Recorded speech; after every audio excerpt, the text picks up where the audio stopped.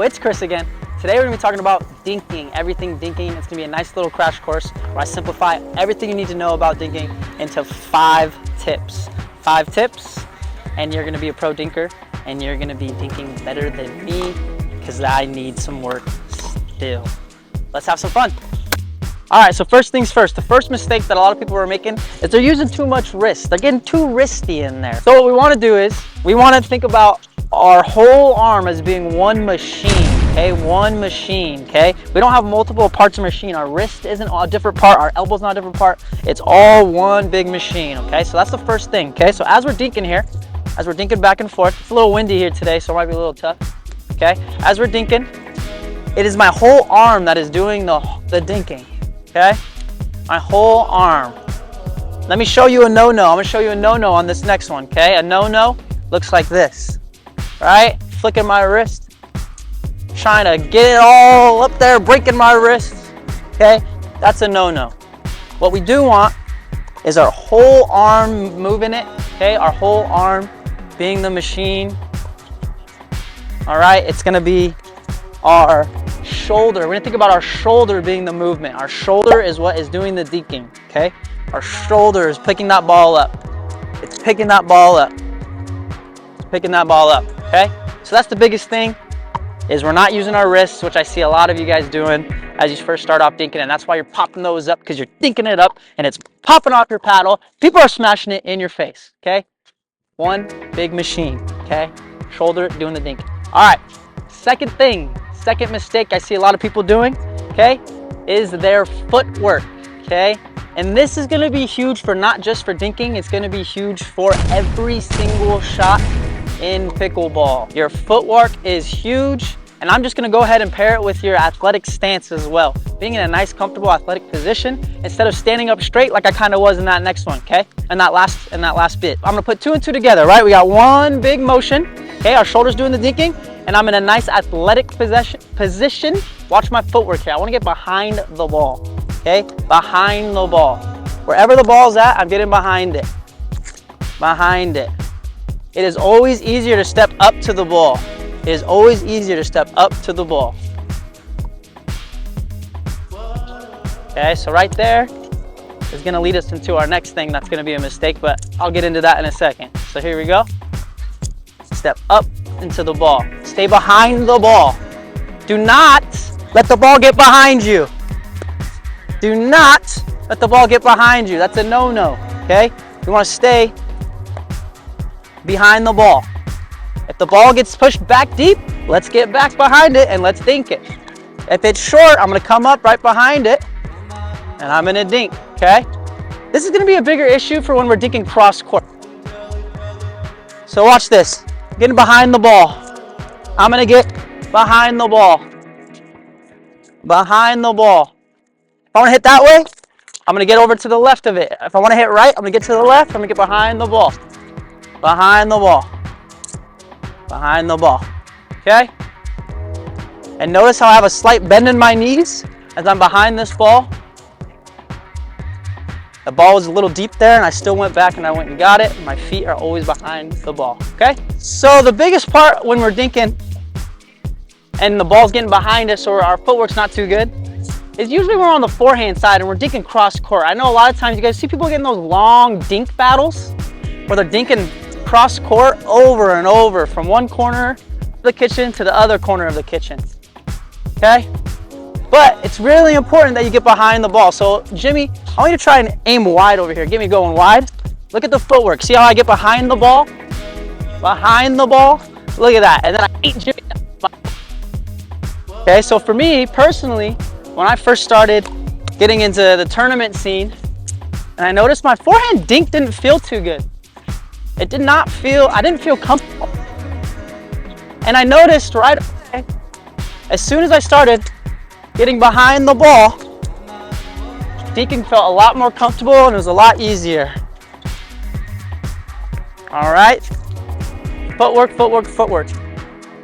And don't forget too, I have a slight bend in my knee and it's helping me get behind the ball. If we're in an athletic position, that's what's gonna help us move and get our good footwork, okay? All right, we're moving on to tip number 3, okay? So far, we got one big machine. Our shoulder is doing our dinking, okay? We're not very wristy, okay? 2 is we got good footwork and we're in an athletic position, okay? Those 2 go hand in hand because if I don't have a good athletic position, I'm not gonna be able to move my feet as good, all right?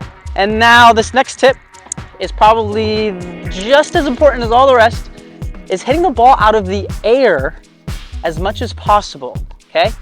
And let me tell you why. If I'm dinking with Jimmy here, the whole point of dinking is to find an opportunity to attack and to not give your opponent an opportunity to attack, okay? So when I'm dinking here, if I hit it out of the air, I'm giving Jimmy so much less time to dink the ball back, right?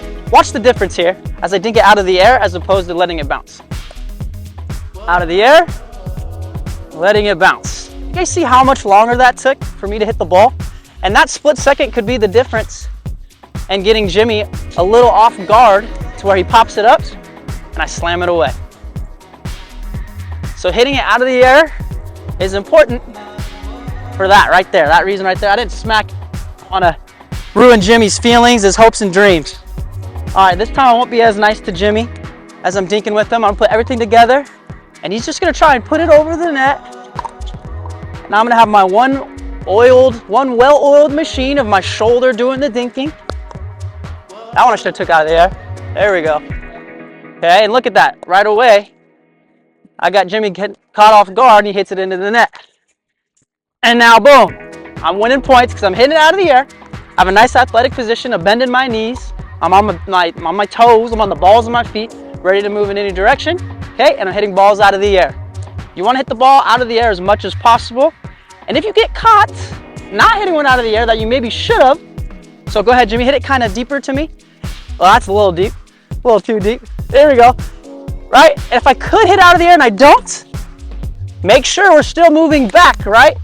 If we get caught not doing that, hitting out of the air, we're gonna get back, get our feet behind the ball, and we're making sure that our footwork's good, even when we mess up on hitting it out of the air. All right, we're on tip number 4 here. Tip number 4. This one's a real simple one, nice and sweet, nice and easy. We're not gripping this as hard as we can, okay? I know a lot of us get tense, okay? Some of us need to do some yoga, need to get into some different poses, and their neck's always so tense, and your shoulder's always so tense, your hand's always so tense when you grip this thing. This has gotta be comfortable, okay? I know you're not comfortable if you're gripping this as hard as you can, okay? So we want about a grip strength of around, I don't know, around 3-4. Okay, we don't want to slip it out of our hands, obviously. We don't want to be gripping this as hard as we can, okay? So, super easy. We're just nice and easy. Hitting stuff out of the air when we can. Our shoulders doing the dinking. Have a nice athletic position. Getting behind the ball. And the grip is nice and easy. Okay, tip number 5, last one here. Last one I'm going to give you guys is offensive dinking versus defensive dinking. Okay, there's going to be opportunities for you to put some pressure on the opponent by hitting it out of the air, right? Or you get them out of position, you hit it in a nice little space where they don't really move, they don't have good footwork, and they gotta go and run towards the ball. That's when you're in the offense, okay? That's when you want to apply pressure. That's when you want to keep dinking, keep making a move, keeping a move all over the place, okay? So I'm dinking to the right, I'm dinking to the left, okay? I'm dinking deep at their feet. Right? That's offensive. I'm generating spin. Okay? And generating spin, ooh, Jimmy had some nice spin on that one. Generating spin is a whole nother video and a whole nother topic that I have right there. But when we're dinking offensively, what we're doing is we're trying to move the opponent around. Okay?